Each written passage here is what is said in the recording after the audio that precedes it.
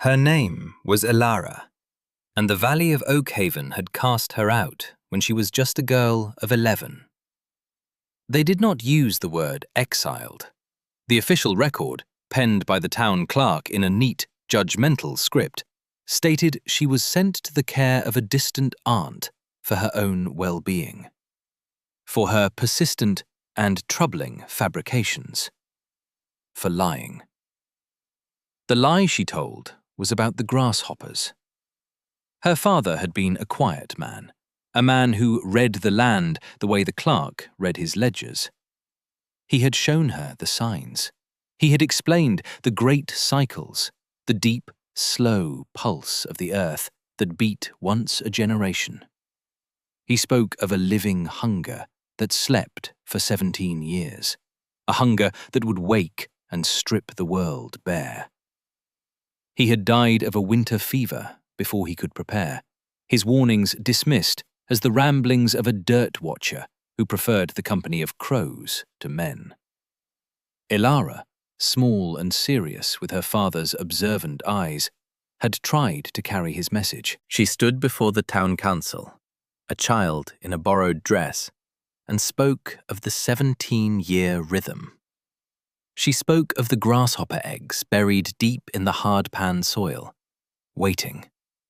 She begged them to set aside a portion of the harvest, not just for 1 year, but for 3, a deep reserve. Mayor Theron, a man whose authority was as starched as his collar, had listened with a patient, pitying smile.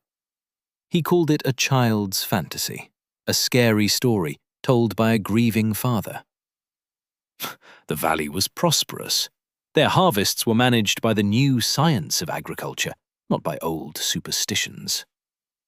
When Elara persisted, her voice thin but unwavering, the pity hardened into annoyance.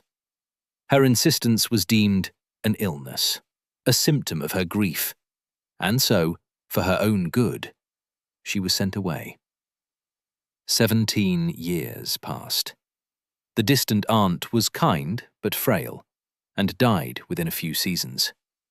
Elara grew up hard and fast, working on farms that were not her own, her silence mistaken for simplicity. But she never stopped counting the years. She never stopped watching the sky. She never forgot the hum. On the first day of spring in the 17th year, Elara, now a woman of 28, returned to the Valley of Oakhaven. She did not return to the town itself. She owned no land there, held no title, and had no family to welcome her. She was a ghost from a half-forgotten story. She made her camp on the forsaken bluffs at the valley's northern edge, a stretch of sun-baked clay and rock that no farmer wanted. It was a place the valley had turned its back on. Her only possessions were a sturdy pack, a set of her father's worn tools, and a horse named Shale, whose coat was the color of wet stone. She had a plan. It was her father's plan, sketched on yellowed paper he had kept hidden in a hollowed-out book. It was a design for survival, a series of subterranean vaults dug deep into the dense, cool clay of the bluffs, vaults to hold what the town would not. A seed bank, a library of life, proof against the hunger that was coming. Before she struck the first pickaxe into the earth, she made one final attempt. It was a duty she felt she owed her father's memory. She walked into Oakhaven. The town had grown. It was prouder. The buildings were taller, with fresh paint and glass windows that gleamed with self-satisfaction. She stood before the town council again. The room was the same, but the faces were older. Mayor Theron still presided, his hair now silver, his posture just as rigid. "I am Elara," she said, her voice low and steady. It held no trace of the pleading child she had been. "I have come back to finish my father's work." She spoke of the cycle. The 17 years were complete. The signs were beginning, subtle, but there for those who knew how to look. "The grasshoppers are coming," she stated. It was not a plea. It was a fact. Mayor Theron looked at her. Not with pity this time, but with a flicker of recognition, followed by profound irritation. "The grasshopper girl," he murmured, and a few of the councilmen shifted uncomfortably. "We have no time for these old ghost stories," the mayor declared, his voice booming with civic importance. "This valley is the jewel of the territory. Our new grain silo, the Valerius silo, can hold 5 times the harvest of your childhood. We are a modern community." He was referring to the monstrous steel cylinder that now dominated the skyline, a monument to the valley's pride and the wealth of rancher Valerius. A man rose from the council table. He was well dressed, his hands soft. Dr. Aris.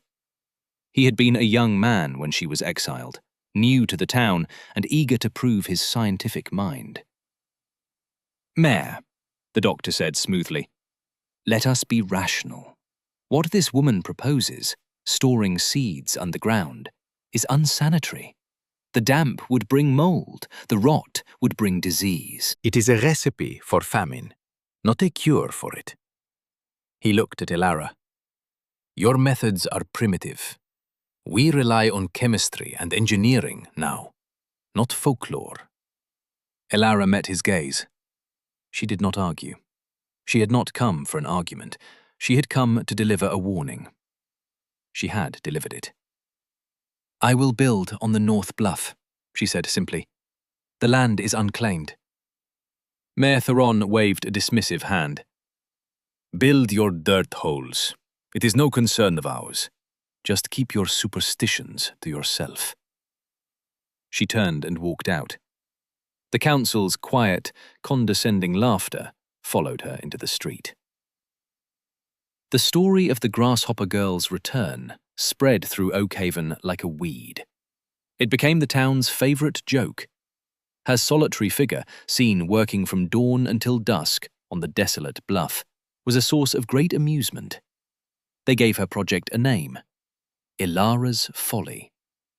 Children would dare each other to run up to the edge of the bluff and shout the name, their jeers echoing in the dry air. Rancher Valerius, a man whose wealth was matched only by his arrogance, would often ride his prize stallion out to the site of his new silo. He would point across the valley toward Elara's distant, toiling form. "See that?" he would say to his foremen. "That is what happens when you turn your back on progress. She digs in the dirt like a badger, while we build for the future with steel." His silo was a marvel of modern engineering. It had automated augers and ventilation fans powered by a gasoline engine. It was sealed tight against moisture and pests. It was the physical manifestation of Oakhaven's certainty. The phrase, "digging Elara's folly," became local slang. It meant engaging in a pointless, backward-thinking task. It meant wasting your life on a delusion. Elara heard the whispers. She saw the pointing fingers when she went into the settlement for the few supplies she could not make herself. She ignored them all. The work was her entire world. The sun on her back, the strain in her muscles, the slow, satisfying transformation of the unyielding earth. She began on April 12th of the 17th year. The first task was to break the surface. The hardpan clay was like stone, baked by decades of sun. She used the heavy pickaxe, its rhythm becoming the beat of her own heart. Swing, strike, shatter. Swing, strike, shatter. Shale, her horse, would haul the broken clay away on a stone boat she had fashioned from scavenged planks. He was her silent partner, his presence a steady comfort against the vast solitude. She did not dig a simple hole. She was an architect of the earth. Her father's plans were meticulous. She was excavating 3 separate chambers, each connected by a narrow, defensible corridor. The main entrance was a deep trench, angled to catch the prevailing winds in summer, but to be buried by snowdrifts in winter. She lined the walls not with wood, which would rot, but with flat stones she painstakingly hauled from a dry riverbed a mile away. Each stone was fitted against the next, the gaps chinked with a clay and grass mortar of her own devising. It was a slow, brutal process. Her hands became calloused, then split, then healed into tough leather. Dr. Aris had spoken of damp and mold. He was a fool. Her father had understood thermodynamics. The deep earth held a constant temperature, cool and dry.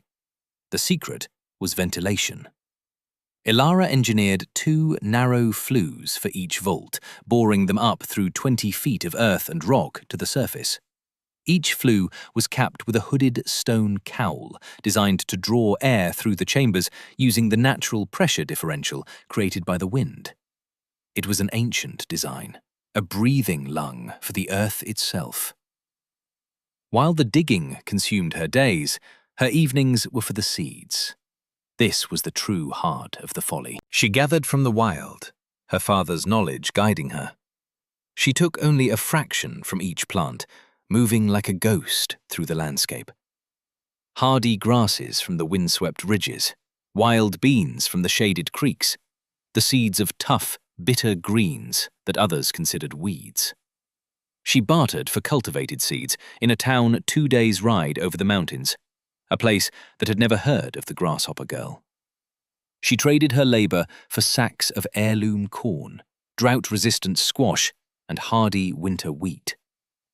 Each seed type required a different preparation. The corn kernels had to be dried to precisely 7% moisture content, a state she tested by feel, by sound, by the way a kernel shattered under a hammerstone. Too dry and the germ would die. Too damp and rot was inevitable. She stored them in fired clay jars, each one sealed with a plug of beeswax she rendered herself. The bean seeds were packed in beds of cool, dry sand to protect them from insects. The delicate seeds of the wild greens were layered between sheets of dried moss. She worked with the precision of a master craftsman, her movements economical and certain. Her ledger was not of numbers, but of life.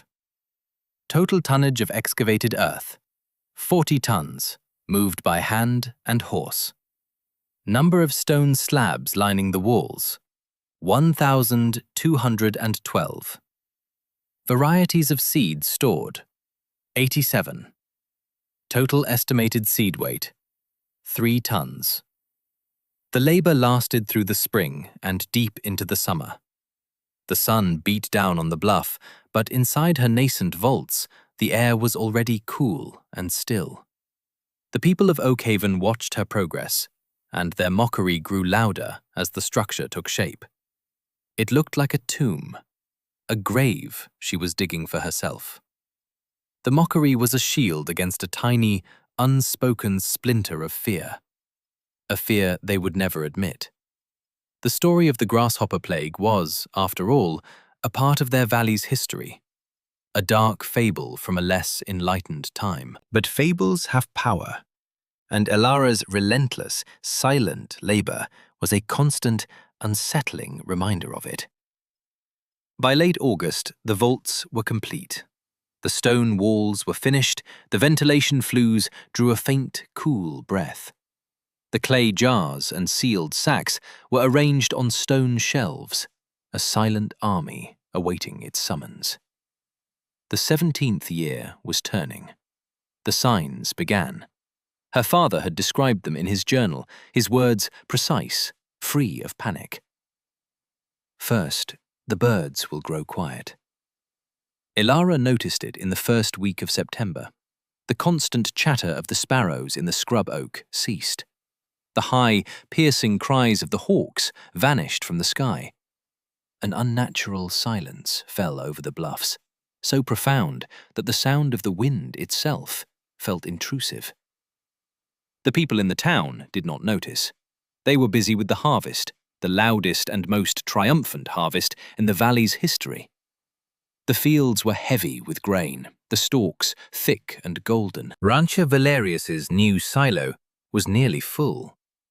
The gasoline engine for the auger chugged day and night, a mechanical heartbeat of prosperity. The second sign appeared a week later. The air will taste of metal, and the horizon will shimmer when there is no heat. Elara tasted it on her tongue one morning, a faint, coppery tang, like old blood. She looked south, across the valley. The distant mountains were blurred behind a strange, vibrating haze, a distortion in the very fabric of the air. The townsfolk commented on the strange, beautiful sunsets, unaware they were admiring the dust kicked up by an advancing army of billions. The third and final sign came on September 23rd. The small things will know. Watch the ants. Watch the spiders. Elara saw it at the entrance to her vault. The ant colonies, usually so active, were sealing the entrances to their hills with pebbles and dirt. The spiders were abandoning their webs, retreating into deep crevices in the rock. They knew. The earth was telling them a great and terrible event was imminent. Elara performed her final preparations. She brought shale into the wide entrance corridor of the main vault, along with enough fodder and water to last for weeks. The horse was her only family. She would not abandon him. She checked the seals on the seed jars one last time. She swept the stone floors clean. Everything was in its place. A part of her, a small, human part, wrestled with the desire to go down into the valley one last time, to stand in the town square and scream her warning at the sky. But she knew what would happen. They would call her mad. They might even try to restrain her. They had cast her out once for telling the truth. They would not welcome it now. Her duty was not to save those who refused to be saved. Her duty was to the seeds, to the future they held, to the memory of the man who had taught her to listen to the earth. She rolled the immense fitted stone plug into the entrance of the vault system. It grated into place, the sound final and absolute. With shale standing quietly behind her, she sealed the remaining gaps with her clay mortar from the inside. The last sliver of daylight vanished. She was sealed inside her folly. The air was cool and smelled of dust, stone, and dried herbs. She lit a single tallow lamp. Its small flame was steady and calm. Outside, the sun shone on a valley lost in a dream of its own success.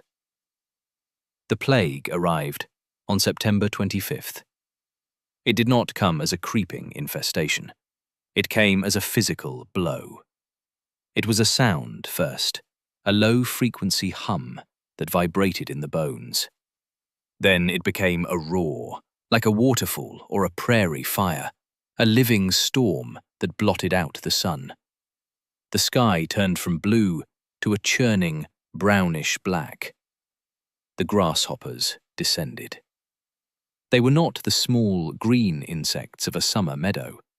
These were the 17-year breed. They were larger, thicker, their bodies armored and their wings beating with a frantic, destructive energy. There were billions of them. A black river flowing over the land. Inside her vault, Elara heard only a distant, muffled drumming, like a hard rain on the earth far above.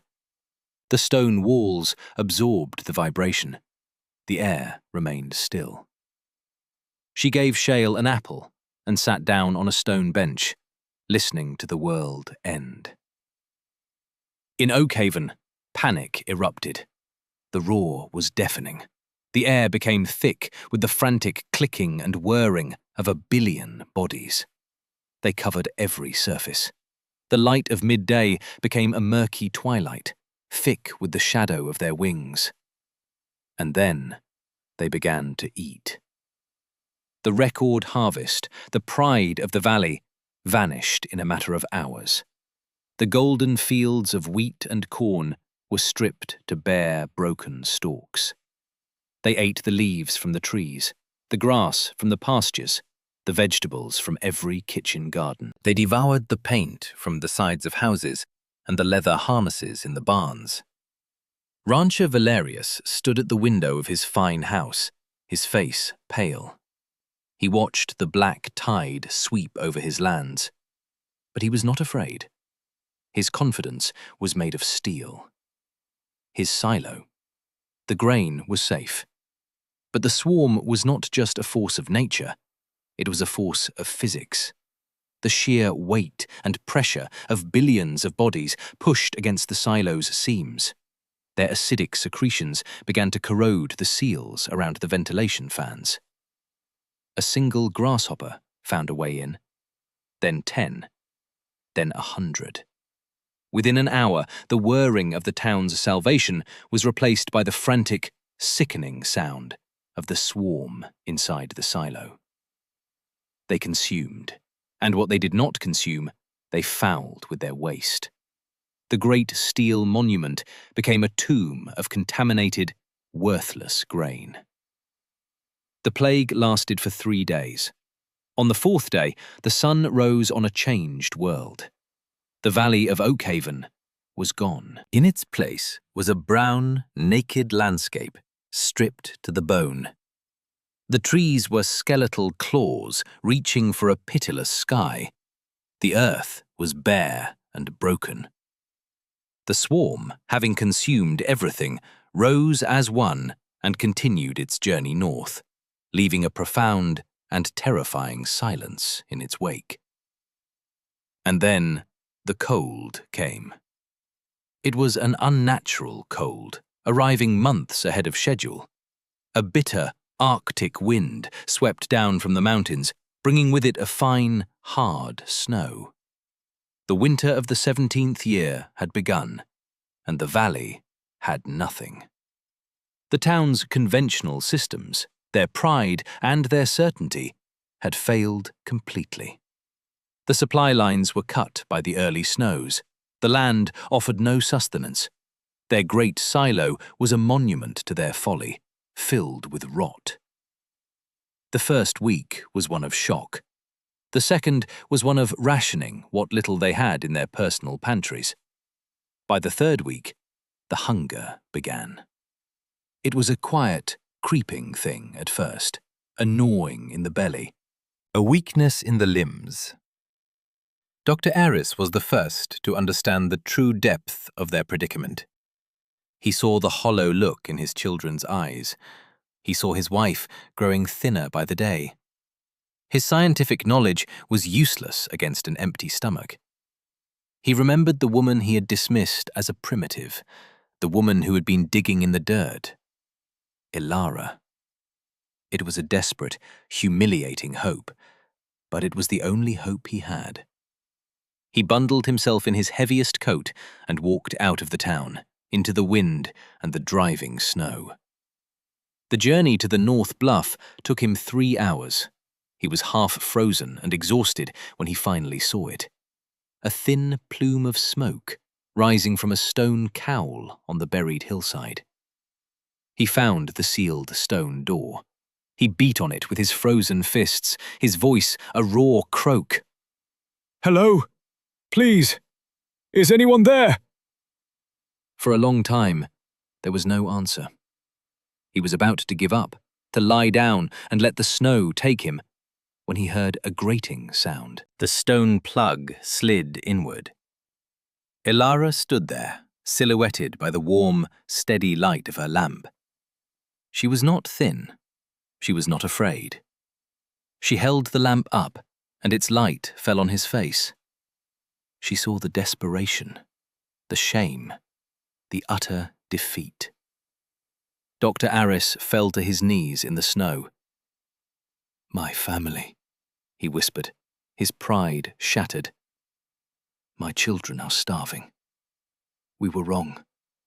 I was wrong." Elara looked down at him. Her expression was unreadable. She held no triumph, no pity, no scorn. She simply held the truth. She stepped back from the door. "Come in," she said. Her voice was calm. She led him into the main chamber. The air was warm from a small, efficient stove. The horse, Shale, looked up from his feed. The doctor saw the shelves, the jars, the sacks, a fortune of food, a library of life. She did not say, "I told you so." She did not ask for an apology. She simply filled a sack with dried corn and beans, enough to last his family a week. She handed it to him. "Cook the corn first," she said. "It needs to be soaked overnight. There is enough here for you. Tell the others." The doctor, the man of science and reason, could only weep. He was the first. He was not the last. The next day, a small procession of families made the desperate pilgrimage to Elara's Folly. They came with their heads bowed, their hands empty. They were the gossipers, the mockers, the ones who had laughed the loudest. Elara met each of them at the door. She looked into their faces, and then she gave them what they needed to survive. She became the heart of the valley. Her vault was the only source of life. She organized the rationing, her father's ledgers now filled with the names of families and their weekly allotments. She was no longer the outcast. She was the leader. The last to arrive were Mayor Theron and rancher Valerius. They came together, two pillars of the community, now stooped and broken by the failure of their world. The rancher's fine horse had been eaten weeks ago. The mayor's starched collar was gone, replaced by a ragged scarf. They stood before her door, their faces grey with hunger and shame. They did not have to knock. She opened the door as if expecting them. "Elara," the mayor began, his voice cracking. "What we did to you, as a child. What we said." Valerius simply looked at the ground, unable to meet her eyes. The man who had built a monument of steel stood begging at the door of a hole in the ground. The irony was a physical weight, crushing him. Elara stopped him with a raised hand. "The past does not matter now," she said, her voice even.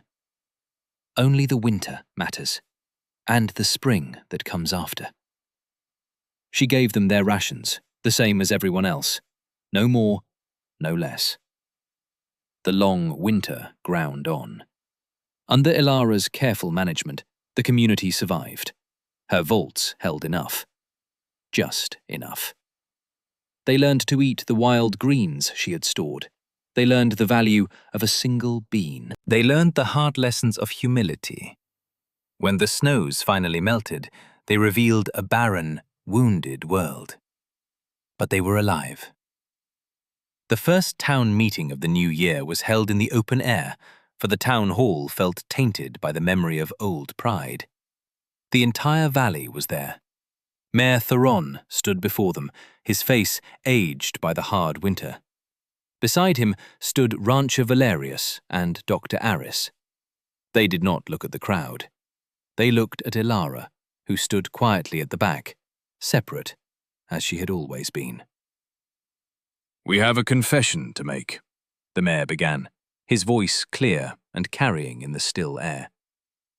"It is a confession of pride, of ignorance, of cruelty." He told the whole story, from the dismissal of a small, brave girl to the mockery of a wise and diligent woman. He spared no one, least of all himself. Dr. Aris spoke next. "My education made me arrogant," he said. "I trusted theories in books over the wisdom in front of my own eyes. I called her work primitive." It was my thinking that was primitive. Finally, rancher Valerius stepped forward. "I built a monument to my own vanity," he said, his voice thick with emotion. He pointed to the ruined silo, a scar on the horizon. "That is what pride builds. It is hollow. It is useless. He turned and faced Elara directly. All three men faced her. You were right, Mayor Theron said, his voice ringing with the force of a vow. And we were wrong. The words hung in the air, an apology 17 years in the making. The entire town turned to look at Elara. They waited. For condemnation? For forgiveness? She stepped forward. There is no right and wrong in the face of hunger, she said. There is only preparation or starvation. My father taught me to listen to the land. You chose to listen to yourselves. The land is still speaking. The question is, are you ready to learn how to listen? Her response was not forgiveness. It was a challenge, a curriculum. That spring, there was no planting. The land was too damaged. They survived on the last of Elara's stores and the knowledge she now shared. She taught them which roots to dig, which hardy weeds were edible. The following year, she opened her seed vaults. She did not give the seeds away. She taught. She showed them how to read the soil, how to plant in concert with the land, not against it. She distributed the heirloom seeds, each family receiving a small amount, a sacred trust. The town rebuilt, but it rebuilt differently. The houses were smaller, better insulated. Every home had a root cellar built to her design. They built a new community silo, not of steel, but of stone and earth, deep in the hillside. The derogatory phrase, digging Elara's folly, died. In its place, a new saying was born. To act with Elara's foresight became the highest compliment one could pay another. It meant to be wise, prepared, and humble before the power of the natural world. When we silence those who warn us of an inconvenient truth, we are not punishing them, we are sentencing ourselves. Elara never married. She never had children of her own. The valley was her family, and its survival was her legacy.